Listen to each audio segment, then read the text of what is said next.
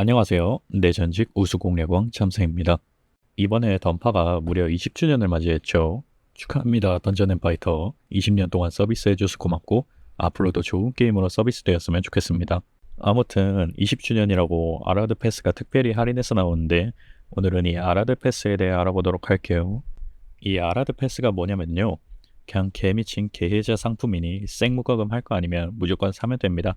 감사합니다.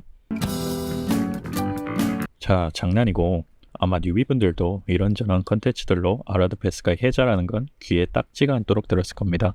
근데 RPG 게임 뉴비의 특징이 뭡니까?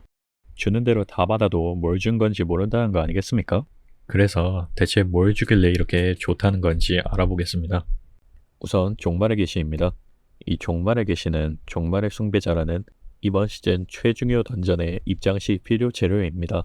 이게 모자라서 종말의 숭배자를 못 가면 파밍이 안 돼서 여러 상급 던전이나 라벨도 못 간다는 겁니다. 뭐 지금이야 시즌 열린 지 반년도 넘었고 쭉 한 사람들은 수급이 원활하긴 하지만 뉴비분들은 확실히 부족하긴 하단 말이죠.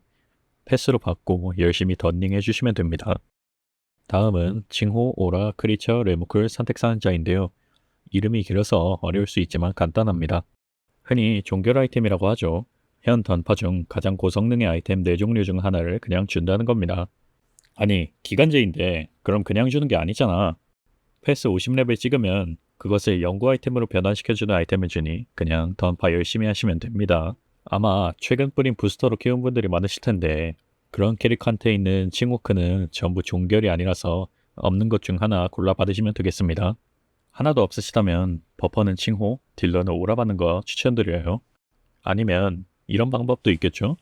예를 들어 내가 해상구조대 패키지까지 추가로 살 거야. 근데 해상구조대 패키지가 첫 구매 시 종결 크리처를 주거든요. 그럼 이 상자에서 종결 크리처를 고를 필요는 없겠죠. 다음으로는 마스터 계약 패키지인데요. 던파엔 여러 계약이라는 계정 전체에 적용되는 버프가 있는데 이 계약들을 7일 연장시켜주는 패키지입니다. 이 계약들은 없으면 안 되는데 기존 유저들은 이미 수백 수천일씩 쌓여서 그렇지 분명 필요한 건 맞습니다. 다음은 상공인 협의의 은화인데요. 이건 이번 시즌에 추가로 사용되는 재화 중 하나인데 이 은화로 중요한 게시나 보이드 소울을 살 수 있어서 역시 필수적으로 보유해야 하는 재화 중 하나입니다. 이 은화는 캐릭이 적고 최근에 시작했을수록 부족하긴 하거든요.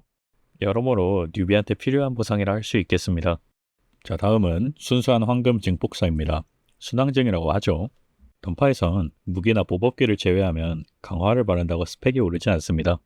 스펙을 올리려면 증폭이란 것을 해줘야 하는데 이게 드는 비용은 둘째치고 일단 굉장히 귀찮거든요. 심지어 이계의 기운이 없는 장비는 1차적으로 증폭 자체가 불가능해요.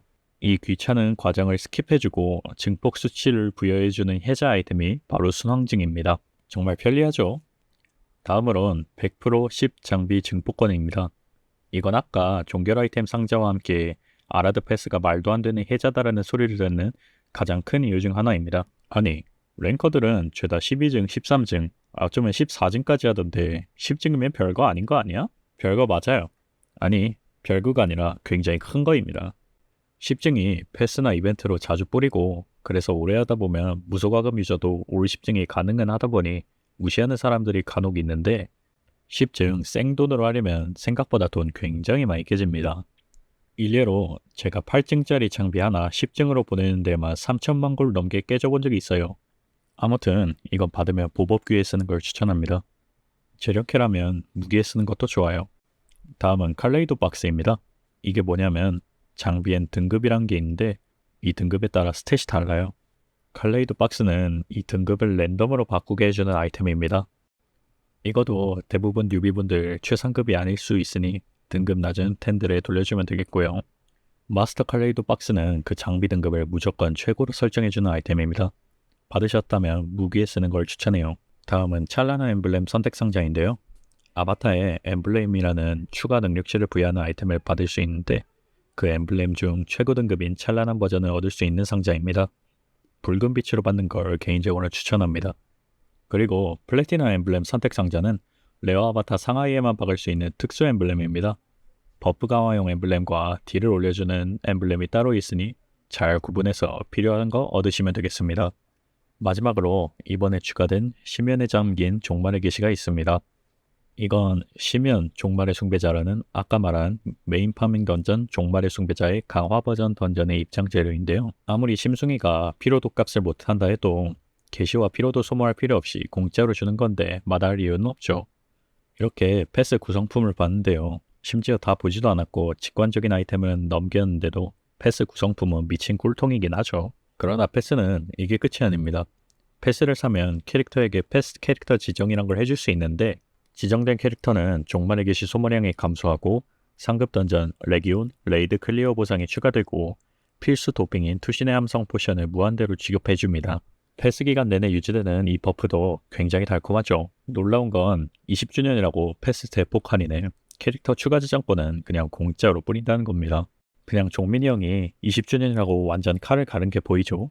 아무튼 오늘 영상은 이렇게 아라드 패스는 왜 해자인가에 대해 알아봤습니다. 그래서 결론 어디 가냐고요? 아까 인트로에서 말했잖아요. 그냥 말도 안 되는 개해자니 생무과금 할 거 아니면 그냥 사라고.